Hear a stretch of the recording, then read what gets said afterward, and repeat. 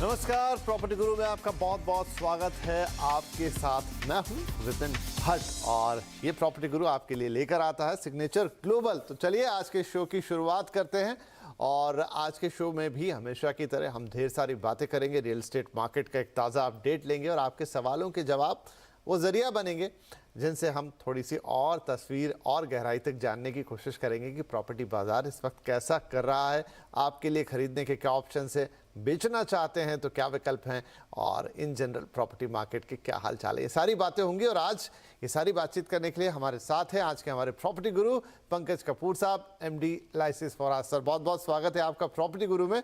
चलिए तो अब सवाल जवाब के सिलसिले को शुरू कर देते हैं। हमारे पहले कॉलर हैं S श्रीवास्तव, लखनऊ से हमें कॉल कर रहे हैं। श्रीवास्तव साहब बहुत स्वागत है आपका प्रॉपर्टी गुरु में। बताइए क्या मदद कर सकते हैं आपकी।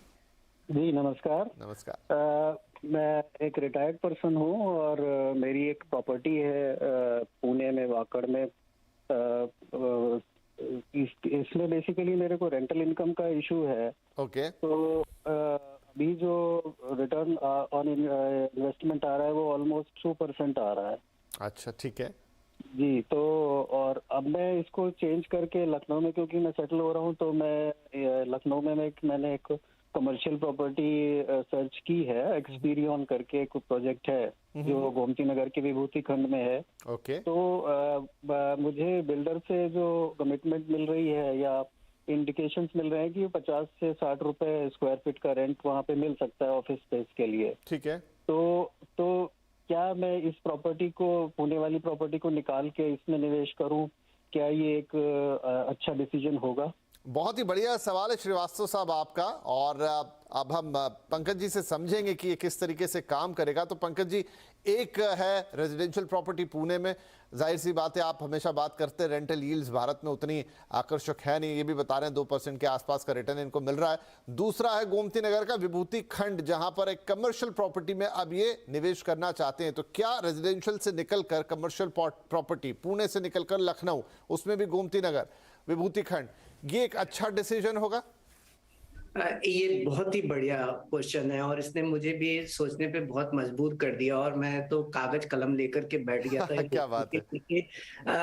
कि ये अगर मेरे को डिसीजन लेना होता तो मैं कैसे लेता। तो अगर आप देखिए तो वाकड़ में जो आपकी प्रॉपर्टी है, जिस तरीके का रेंट मिल रहा है, तो उसमें 3% 3.5% की रेंटल यील्ड है, जो इतनी बुरी नहीं है। अगर आप देखिए 3-3.5% की अगर रेंटल यील्ड होती है तो प्राइस प्रोडक्टिव रहता है और आपको थोड़ी प्राइस में ग्रोथ दिखती है। लेकिन आप जो कमर्शियल प्रॉपर्टी लखनऊ की बात कर रहे हैं, एक्सपीरियो कैपिटल, तो 50-55 रुपीस का भी रेट अगर देखें और उसका जो आउटराइट रेट है वो करीब सेलेबल के ऊपर कुछ 10,000 रुपए, 9,700 to 10,000 रुपीज है।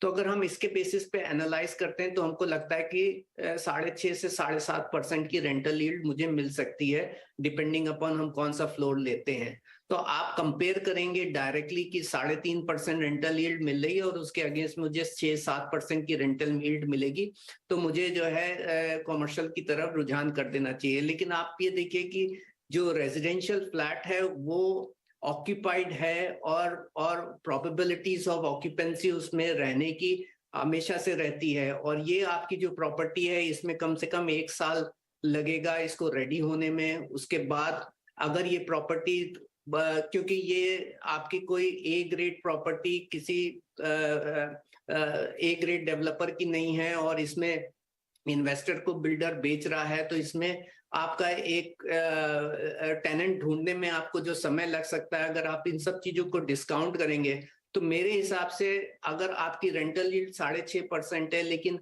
आपका जो टाइम लॉस होने वाला है, अगर हम एक पीरियड ले लें कि 7 साल के अंदर मुझको अपना रिटर्न अगर मुझे एनालाइज करना है, तो मुझे ये लगता है कि आपको 6.5% का रेंटल यील्ड दिख रहा है या 7% का रेंटल यील्ड दिख रहा है, लेकिन इसके अंदर इसको लिए टेनेंट ढूंढना, इसके प्रॉपर्टी के रेडी हो जाने का तक वेट करना और उसके बेसिस पे आपका जो रेंटल लॉस होने वाला है, और दूसरा मैक्रो इकोनॉमिक एनवायरनमेंट जिस तरीके से चल रहा है, अगर क्योंकि अगर ग्लोबल मार्केट पे इम्पैक्ट होता है, वर्क फ्रॉम होम सिनेरियो जो इस तरीके का आया है, तो कमर्शियल मार्केट अभी भी रिकवरी के फेस के ऊपर है, पूरी तरह रिकवरी नहीं हुई है।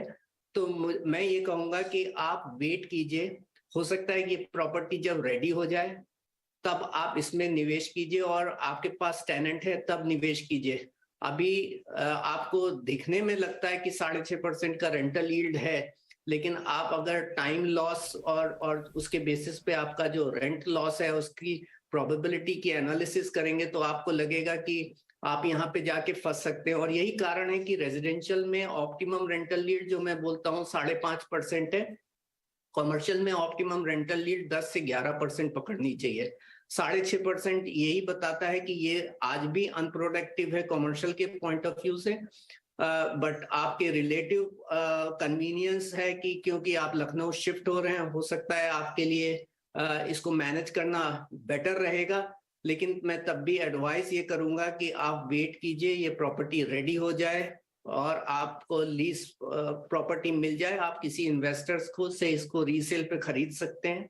लेकिन आप इस तरीके की रेंटल यील्ड देख करके जंप ना करें, क्योंकि आप अगर जो समय का लॉस है उसको अगर उसका इम्पैक्ट आप वैल्यू करेंगे तो आपको लगेगा कि आपका जो आज का घर है उसकी rental yield along with that जो कैपिटल एप्रिसिएशन की प्रोबेबिलिटी ज्यादा बेटर है। क्या बात है, इससे बेहतर आंसर शायद इस सवाल का हो नहीं सकता था। तो श्रीवास्तव जी, आई होप कि आपको आपके सवाल का हर एंगल से जवाब मिल गया होगा, और सिर्फ श्रीवास्तव जी नहीं, तमाम ऐसे लोग जो इस तरह का कुछ सोच रहे हैं। क्योंकि अक्सर जब हम बाहर से देखते हैं तो एक commercial property in terms of rental yield हमको ज़्यादा आकर्षक नज़र आती है, लेकिन क्या कंडीशन है, कौन सी जगह है, प्रॉपर्टी का लोकेशन क्या है, किस बिल्डर का है, टाइम गैप कितना है, ये तमाम वो छोटे छोटे फैक्टर्स होते हैं जिन्हें आपको कैलकुलेट करना ज़रूरी होता है। क्योंकि सिर्फ rental yield to yield compare करने में कई बार हम गलती कर सकते हैं। तो एक बेहतरीन जवाब है, आई होप श्रीवास्तव साहब इससे आपको काफ़ी मदद मिलेगी। चलिए आगे बढ़ते हैं, हमारे अगले कॉलर हैं अब विनोद कुमार राय, और ये मुंबई कांदिवली से हमें कॉल कर रहे हैं। विनोद जी, बहुत स्वागत है आपका प्रॉपर्टी गुरु में। बताइए क्या पूछेंगे। नमस्कार सर, मैंने एक फ्लैट बुक किया हुआ है थाने बालकुम में दोस्ती का। Okay. 2 BHK under construction property है। ठीक है। 18 मंथ करीब हो गया मुझे बुक किए हुए। कंस्ट्रक्शन का शेड्यूल तो जो भी उन्होंने दिया था अभी तक सही चल रहा है। मुझे पंकज जी से जस्ट जानना है कि इस प्रोजेक्ट का फ्यूचर क्या है। मतलब ये प्योरली मैंने इन्वेस्टमेंट पर्पज से किया था कि अगले 5 साल में इस प्रोजेक्ट का क्या स्कोप होगा। ठीक है, और कितना खर्च किया आपने इसके ऊपर? 1 करोड़ 93 के आसपास किया था सर। ठीक है जी, बहुत बढ़िया। तो ठीक है, दोस्ती बालकुम ठाणे। पंकज जी, अब इन्वेस्टमेंट ऑलरेडी कर चुके हैं, लेकिन अब फ्यूचर प्रोस्पेक्ट जानना चाहते हैं कि क्या ये इनका डिसीजन सही रहा, आगे किस तरह के रिटर्न मिलेंगे? देखिए, ओवरऑल इनका डिसीजन ठीक ठाक रहा, और क्योंकि कारण है कि प्रोजेक्ट है, डेवलप लोकेशन पे है, लो रिस्क है, बिल्डर भी अच्छा है, और कंस्ट्रक्शन का एग्जीक्यूशन भी बराबर चल रहा है। थोड़े प्रॉपर्टी प्राइजेस में एप्रिसिएशन होना चालू हो गया है, बट मुझे लग रहा है कि नेक्स्ट 2-3 साल तक तो आपको मॉडरेट इंक्रीज ही दिखेगा, क्योंकि इन्वेंट्री साइड का अच्छा खासा है मार्केट में। रेंटल यील्ड अभी भी 3%, 2.5% से 3% इस रेंज पे चल रही है। But long term point of view से depending upon how the macroeconomic environment change होती है, किस तरीके की डिमांड की सप्लाई होती है, कितना मनी फ्लो मार्केट में आता है, ओवरऑल एस्पेक्ट्स पे उसका इम्पैक्ट आएगा। बट ये एक लार्ज प्रोजेक्ट है, 3000 से ऊपर की यूनिट्स हैं, डिफरेंट स्टेज ऑफ कंस्ट्रक्शन में आपके पास यूनिट पड़ी हुई है। मेरे हिसाब से आप अभी कम से कम 3 से 4 साल तक इसमें इन्वेस्टेड रहें, क्योंकि ये नियरिंग कंप्लीशन पे है, तो उसके बाद आप इसको रेंट के ऊपर भी चढ़ा सकते हैं। और आपको अपेक्षा इतनी नहीं ज्यादा करनी चाहिए कि रेजिडेंशियल प्रॉपर्टीज के अंदर आपको मोर देन 6-7% का कैपिटल एप्रिसिएशन ऑनगोइंग आपको मिलेगा। ये रेंज बाउंड होगा, 6%, 7% के रेंज के ऊपर ही रहेगा। इससे ज्यादा जो पहले होते थे 12%, 15%, 20%, 30% की कैपिटल एप्रिसिएशन, वो एक फेज चला गया। हमारी प्रोडक्शन ड्रिवन इकोनॉमी आ गई है, तो उस तरीके की अपेक्षा करना ठीक नहीं रहेगा। बट ओवरऑल प्रोजेक्ट्स के पॉइंट ऑफ व्यू से मुझे ये अच्छा प्रोजेक्ट्स लगता है और ये आप इसमें स्टे कर सकते हैं। राइट विनोद जी, तो बढ़िया रहा सब कुछ, बधाइयाँ आपको बहुत बहुत। और ये अच्छा स्टे कीजिए, इसके साथ रुके रहिए, इसमें थोड़ा वक्त बिताइए। और जैसा पंकज जी कह रहे हैं, थोड़ा रियलिस्टिक 6-7% इस तरह के आपको रिटर्न कैपिटल मिलते रहेंगे, लेकिन हाँ वो बूमबास्टिक रिटर्न कैपिटल ऑन कैपिटल शायद अब ना मिले। आई होप ये सारी चीज़ें अब हमारे सभी खरीदार और दर्शक भी समझते हैं। बाकी प्रोजेक्ट में कोई दिक्कत नहीं है, सब कुछ बेहतरीन है। चलिए इसी के साथ वक्त हुआ। Thank you sir, thank you for calling us, बहुत बहुत शुक्रिया।